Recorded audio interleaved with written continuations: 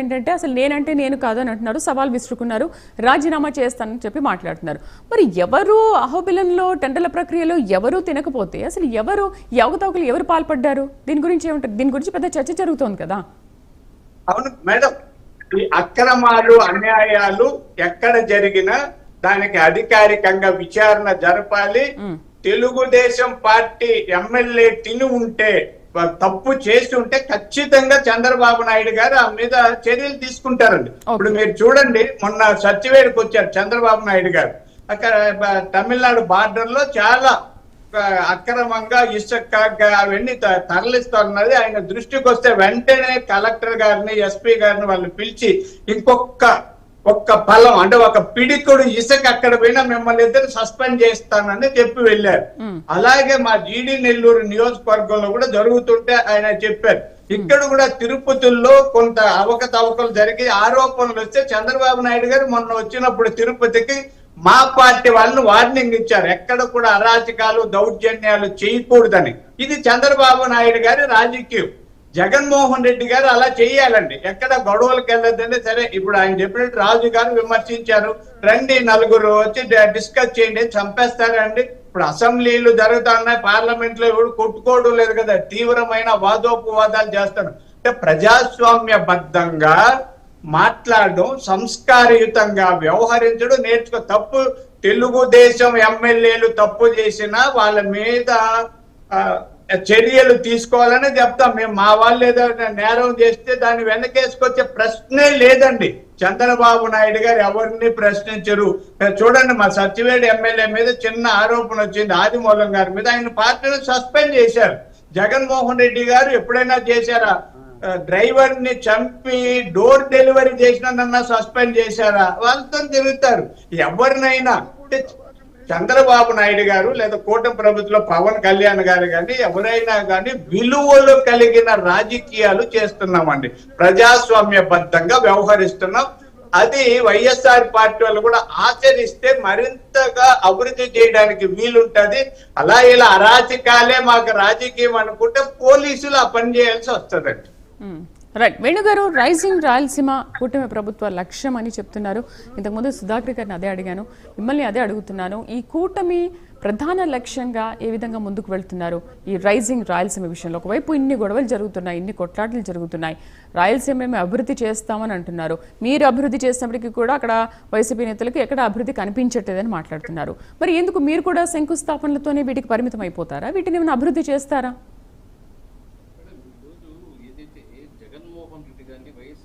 కానీ ఒక కుట్ర పన్నుతాం ఆంధ్రప్రదేశ్ ప్రజలపై. ఈరోజు అమరావతి ఏదైతే అభివృద్ధి జరుగుతా ఉన్నా అమరావతిని వ్యతిరేకిస్తూ ఎన్నో రకాలుగా దాంట్లో అవినీతి అంటాడు, కాసేపు మునిగిపోతా ఉంది అంటాడు, కాసేపు రైతులకు నేను న్యాయం చేస్తాను, రైతుల పక్కన నిలబడతాను అంటాడు, ఒకసారి మావిగన్ అంటాడు, ఒకసారి విశాఖపట్నం, గుంటూరు, కర్నూలు అంటాడు. అంటే రకరకాలుగా చెప్పి రాష్ట్ర ప్రజలను మభ్యపెట్టి ఏదో ఒక విధంగా రాష్ట్రానికి రాజధాని ఉండకూడదు, నేనంటే బెంగళూరులోనూ హైదరాబాద్లోనూ పెట్టుబడులు పెట్టుకుంటాను, అక్కడ పోయి డెవలప్ చేసుకుంటాను, అక్కడ పోయి నా ఆస్తులు డెవలప్ చేసుకుంటాను. కానీ ఆంధ్రప్రదేశ్ అనేది రాష్ట్రం అభివృద్ధి జరగకూడదు, అమరావతి అభివృద్ధి చెందకూడదు అని ఈ రోజు అమరావతి రాజధాని వచ్చినా విషం కక్కుతున్నారు. అదేవిధంగా రాష్ట్రానికి పెట్టుబడులు వస్తున్నా విషం కక్కుతున్నారు. అదేవిధంగా రాయలసీమకు పెట్టుబడులు వస్తున్నా విషం కక్కుతున్నారు. ఈరోజు ఏదో ఒక విధంగా కుట్రలు చేసి కుతంత్రాలు చేసి ఈరోజు అమరావతి రాజధాని రాకూడదు, రాష్ట్రానికి పెట్టుబడులు రాకూడదని చెప్పి ఉద్దేశంతోనే ఈరోజు పెద్ద ఎత్తున కుట్ర జరుగుతుంది. అది కూటమి నాయకులు తెలుసుకోవాలి.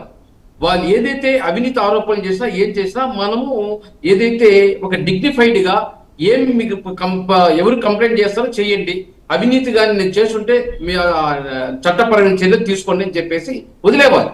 ఈరోజు చంద్రగిరి నియోజకవర్గం అయినా లేకపోతే ఆలగడ్డలో అయినా లేకపోతే అదేవిధంగా కర్నూలు అయినా అనంతపూర్లో అయినా అవినీతి ఆరోపణలు చెప్తున్నారు. సరే, మీరు చేయలేదు కదా, చట్టపరమైన చర్యలు తీసుకోమని చెప్పేసి సిబిఐ కావాలన్నా లేకపోతే సిట్కి కావాలన్నా దేనికి కావాలంటే దానికి, లేదా చంద్రబాబు నాయుడు గారికి కంప్లైంట్ ఇచ్చుకోవడమో లేకపోతే రకరకాలుగా మీరు నిరూపించుకొని చెయ్యండి. అంతేగాని ఇదేంటి ఇది బీర్ బాటిళ్ళు రాళ్ళు పెట్టుకోవడము, సవాళ్ళు తొడలు తట్టుకోవడము, వాళ్ళతో సమానంగా మన కూటమి నాయకులు మాట్లాడడం ఇది కరెక్ట్ కాదు. అదే నేను చెప్తున్నాం, మా నాయకులు ఓపిక సహనం పాటించండి. వాళ్ళు కుట్ర జరుగుతా ఉంది, కుట్రపూరితంగా రాష్ట్రంలో పెట్టుబడులు రాకూడదని ప్రయత్నం చేస్తున్నారు.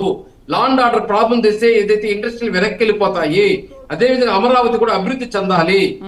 ఈ రోజు గతంలో చూసి 5 సంవత్సరాలకు రైతులు ఏ విధంగా ఇబ్బంది పెట్టారు అమరావతి రైతుల్ని, ఈ రోజు మళ్ళీ వచ్చి కన్నీరు గారుస్తున్నారు. వాళ్ళకి ఏదో న్యాయం చేస్తామని చెప్పి ఇట్లా రకరకాలుగా వైఎస్ఆర్సీపీ పార్టీ కానీ, జగన్మోహన్ రెడ్డి గారు కానీ, ఎమ్మెల్యేలు కానీ కుట్ర చేస్తున్నారు.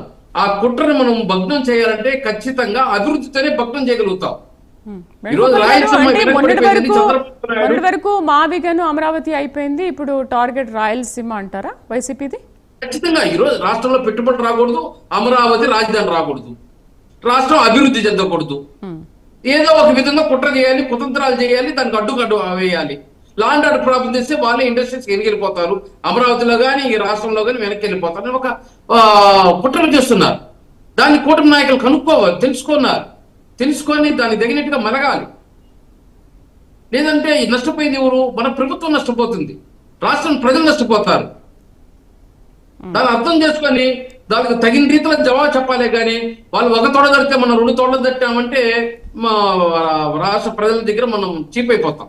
గతంలో చూసాం వైఎస్ఆర్సీపీ నాయకులు పెద్ద నుంచి చిన్న వరకు నాని, కోడలు నాని, కృష్ణవంశీ రకరకాల వాళ్ళు వచ్చి ఎట్లా అన్పార్లమెంట్స్ వాడినారు, తల్లిని చెల్లిని అందరినీ మాట్లాడినారు, ఇంట్లో భార్యలను మాట్లాడినారు. లాస్ట్కి ఏమైంది? 151 సీట్లు 11 సీట్లకు వచ్చింది. అది అవసరమా మనకు? వాళ్ళు ఎన్నెన్నో మాట్లాడుకొని ప్రజలు తగినప్పుడు బుద్ధి చెప్తారు వాళ్ళకి. మనం చేయాల్సిన పని ఏంటి? అభివృద్ధి చేసి చూపించి సంక్షేమం చేసి చూపిస్తే చాలు. ఈ రోజు చంద్రబాబు నాయుడు ఎంతసేపు పవన్ కళ్యాణ్ గారు కానీ, మోడీ గారు కానీ ఎంతసేపు సంక్షేమం పైన, అభివృద్ధి పైన, పెట్టుబడుల పైన, ఉపాధి కల్పన, ఉద్యోగాలపైన, నిరుద్యోగులపైన, మహిళలపైన, ఉన్నత వర్గాలపైన, అదే ఎమ్మెల్యేల పనితీరుపైన, కార్యకర్త సంతృప్తి పైనే పనిచేస్తున్నారు. కానీ ఈ కొంతమంది నాయకులు ఏం చేస్తున్నారు? వాళ్ళు ట్రాప్ లో పడిపోయి వాళ్ళు ఒకటి మాట్లాడితే విజయభాస్కర్ గారు ఇంతకు ముందు మాట అన్నారు కదా, వేణుగోపాల్ గారు, విజయభాస్కర్ గారు ఒక మాట అన్నారు, హోంమంత్రి పూర్తిగా విఫలమైంది, లేకపోతే లా అండ్ ఆర్డర్ అనేది పూర్తిగా విఫలం అవుతుంది. పవన్ కళ్యాణ్ పదే విషయాన్ని ప్రస్తావిస్తున్నారు. కేవలం కొంతమంది ఎమ్మెల్యేలు, కొంతమంది పార్టీ నాయకులు వాళ్ళు ట్రాప్ లో పడుతున్నారు. ఆ ట్రాప్ లో పడకుండా మనం ఉన్నామంటే గతంలో ఏ విధంగా అన్పార్లమెంట్స్ వాడితే ఏ విధంగా బుద్ధి చెప్పారు రాష్ట్ర ప్రజలు? 11 సీట్లు వచ్చిందా లేదా? ఎందుకు వచ్చింది? మరి వాళ్ళు అభివృద్ధి చేస్తున్నా, సంక్షేమం చేస్తున్నా, పెట్టుబడులు తెచ్చున్నా, ఇంకోటి చేస్తున్నా, ఎందుకు వేసింది? ఏ లేదు రాష్ట్ర ప్రజల ఓట్లు. రైట్.